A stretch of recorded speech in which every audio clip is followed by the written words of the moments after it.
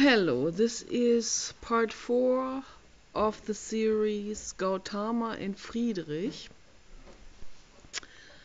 I have a couple of thoughts on discussions that I had with people and encounters and lots of men and men wanting relationships, and so I want to quickly get into the subject men approaching women and wanting something from them. So it is absolutely advisable to all men who are approaching a woman in order to get to cuddle with her that you do not talk about your previous girlfriends. You do not talk about, not on the first date at least, you don't talk about your girlfriend's sex appeal to you and how you or how aroused you were with her and how hot she is and how good she looks and how you miss her and just bragging her up and bragging yourself up, you know, telling your new date how irresistible you are, that you can get such amazing girls and chicks and stuff. Okay, this does not work for a woman at all. This doesn't work for any woman. I will just make this claim. Because a woman, particularly a woman who meets a man and who is interested, would feel very, very, very disappointed and hurt and rejected if that guy would talk about another woman and compare that other woman indirectly or directly to her, or tell stories about her and him dating and what they did on that date and so on. It's not a good idea. So if you want to meet a woman and if you're really seriously interested, you should do all kinds of things for that woman. And I'm not saying this because I want men to do all kinds of things for me. I'm saying this to you for your personal development in your life, for your future dates, for your future happiness, for the future on earth, so that we can become happier here on earth. Okay, everything I do is comes out of a vision, out of being visionary, out of seeing the future, out of seeing what does this have to do with moving the world towards a better place. All of this has to do with it. Okay? How you approach a woman has to do with whether you make the world a better place or not. Okay? Let me just use one example. If you tell a woman about your previous dates and how hot it was and how aroused you were and so on, you might, maybe the woman you're hitting on is a little hardier, but I would think most women do not feel too good when you do it, when you talk about your other dates. So why do we have all this competition going on? Why do we have cosmetic? Why do we have all the surgeons out there making tons and tons of money? Because they constantly feel like they need to step it up. They constantly feel like they need to be more competitive. They need to top it off. They need to be better. They need to compare themselves and so on. It's very sad. It's very, very sad. Makes me sad to see it. It makes me depressed when I see Kim Kardashian. Makes me very, very depressed. The silicone baseball baseballs in the butt. It makes me depressed. I don't find it sexy. I find it I find it gross, and I find it's like a horror movie to me, something like this. But this is the result that comes out of a man. Just to use this one example, you talk about your previous dates to your girlfriend, to your new date, and she will feel horrible, depressed. It hits into the old pain that's already there, because almost all of us had not had a mother to give us what we needed when we were infants. This is called a primal pain. Dr. Arthur Janov talked about this, and he came up with this terminology. It's primal pain, and it is the worst of all pain. It is primal pain during the first line of a person's development.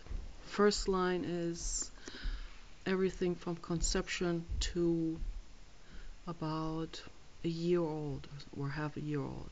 That's the very first line. Okay. Then follows the second line, that's the early childhood.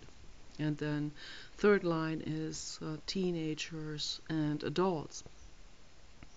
So when you have pain during the first line of your personal body-mind development, that is the toughest to deal with for the future when you go seek a therapist, and it is the pain that hits you the hardest when you are dealing with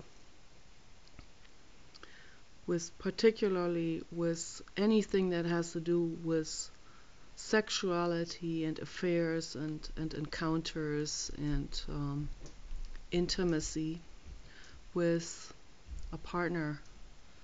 And that kind of stuff, to let yourself become vulnerable to someone else, that means it opens up hell, total hell and brimstone from the past.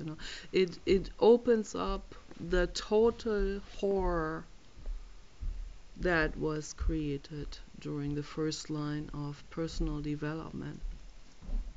I'm letting you look at this situation now. Don't look away. Don't run away from it if you want to make your life better. Okay? We can't continue to blindfold ourselves when it comes to those kind of things.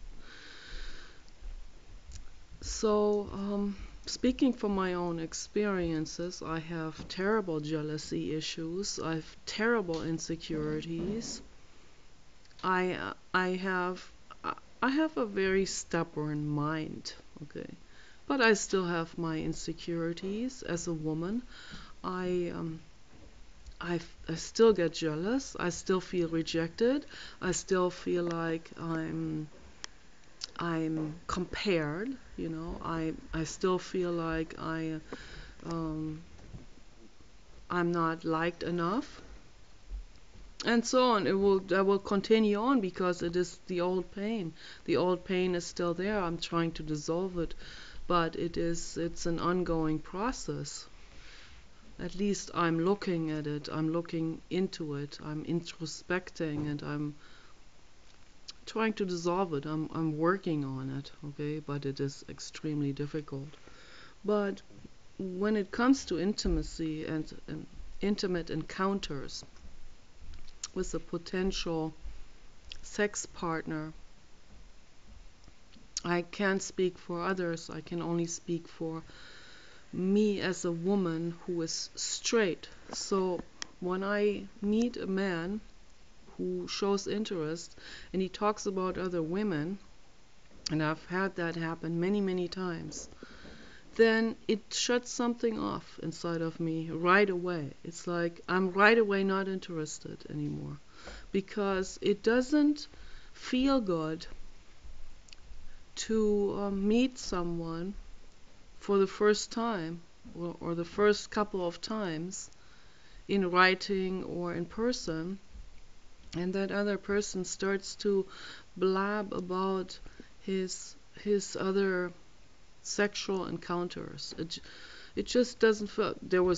One time I met a guy. He showed me photos of the vaginas of his former sex encounters. It's like, okay, is this like total sabotage or something? I just don't get it. It's just I find that very puzzling, to say the least. But that's why I make these videos, to educate you on what women want. And I don't know why I'm putting this into Gautama and Friedrich, but it always, I guess Gautama and Friedrich, they cover all. They cover all subjects, basically. Friedrich, he had his painful sexual encounters in the 1800s. He even caught syphilis. They didn't even have any kind of vaccine or medication against it at that time. Very tragic. It caused him to die at age 66 or something. Yeah, way too early. What an amazing, amazing mind Friedrich Nietzsche was, and always will be. So, Friedrich Nietzsche, he had a relationship, an open relationship with Lou Andrea Salome, one of the very first feminists on earth, okay, in history. My grandmother was a fan of her. And Lou Andreas looked even a little bit like my grandmother. And very fleshy type of woman. And very stubborn. And very, very independent. Friedrich wanted to marry her, and she said, "You're going now against our dedication to polyamorous and totally independent and egalitarian lifestyles." And she was one of the very first pioneers, unheard of at that time, something like that. Yeah. It's still unheard of with most people today. So, and it bothered and it bugged him, because he had a total crush on her and he wanted her for himself, but she wouldn't do it. She would just not go for that. The more he pressed her, the more she withdrew, and and just hung out with that other guy. Paul Reid was his name, and I don't think they got married. They were lovers and they were best friends, and she wanted her independence as an artist and writer, and shaker and mover for society. And so Friedrich, that was very difficult for Friedrich to deal with. He was jealous and all of these things. So he can relate to our conversation today for sure. So I understand pain. All of this is happening in men and women equally much. I'm just speaking now from the woman perspective and trying to tell you what a woman needs. A woman also does not need to be coerced. She doesn't like that. When you coerce a woman, or you start to use pressure tactics or something. A guy on Facebook, a Turkish guy from Germany, he wanted to see my private parts, and I said no. And then he said, "Well, then I don't believe that you are a woman."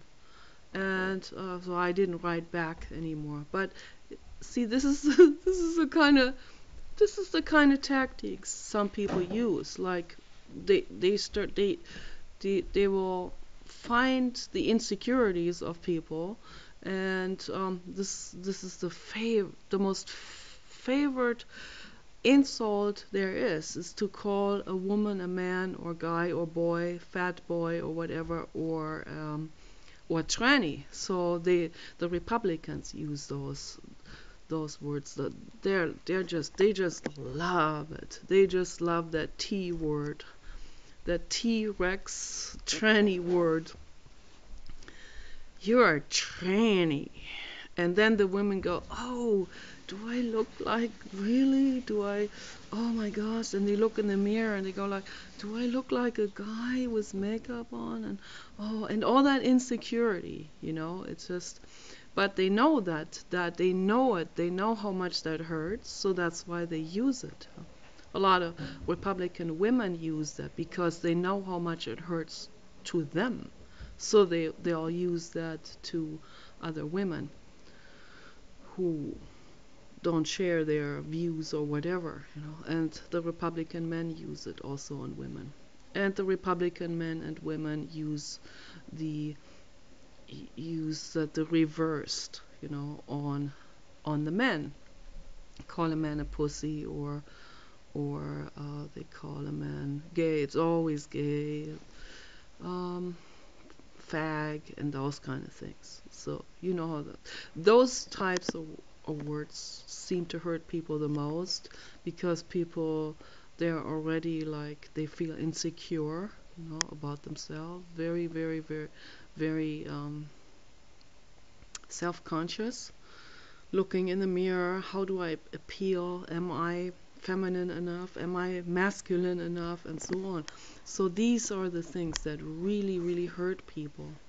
And so for anyone who has been bullied like this, it's like, take the journey within yourself and pamper yourself and move away from the opinions of others. I know it's not easy, but that's what we have to do. We have to really get a grip on this and completely let go. Let people do, say and do, and troll as much as they want to, as long as they don't hurt anyone physically.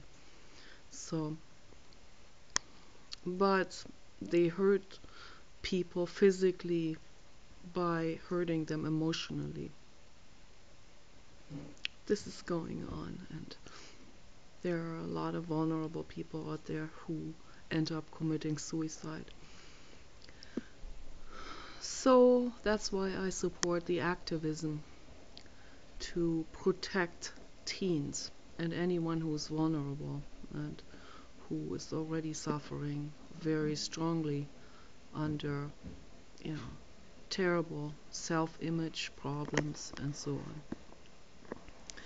But again, if you are a man and you want to, you see a woman you like and you begin talking to her, please do not bring up your other relationships, your other dates, or the other girls in your life that you find very attractive.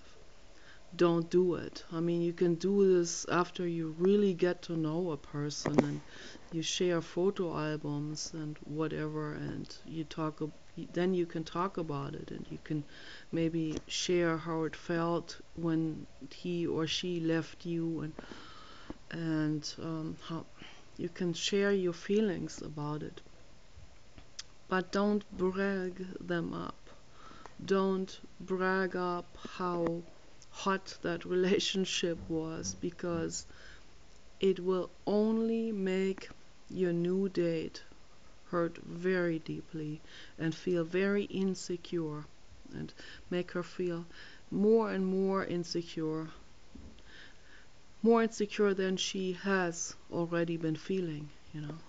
So you can tell when a woman becomes very self-conscious, when they do a lot of stuff, when they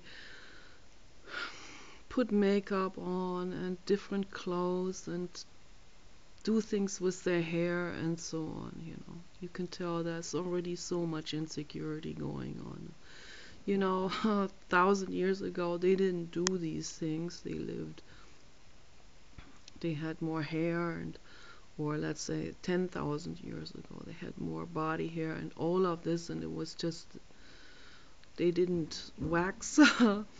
They didn't do any of these things, you know, and it wasn't necessary to attract someone. But people become very, very self-conscious today, more and more and more, and the media, they fully exploit this because the media are bought by the corporations. The corporations want to make money, they want to sell you things, so they will broadcast things to make you feel even more insecure and so on. It's just a terrible vicious cycle that's going on, and I don't know how this can ever be reversed. Certainly not with my petty little videos that I make here too, where people go like, meh, let me just turn this off. Uh, People don't, I think most people don't even know what to make or what to do with my videos. I don't even think it speaks to them. I think it just beads off some really hardened sponge. So the sponge isn't even receptive for that water that of love that I'm giving in my videos. So because they're coming from such a different vibrational frequency that they wouldn't even receive what I'm saying. So it doesn't resonate. It doesn't vibrate on the same frequency. And I don't know what to do about it.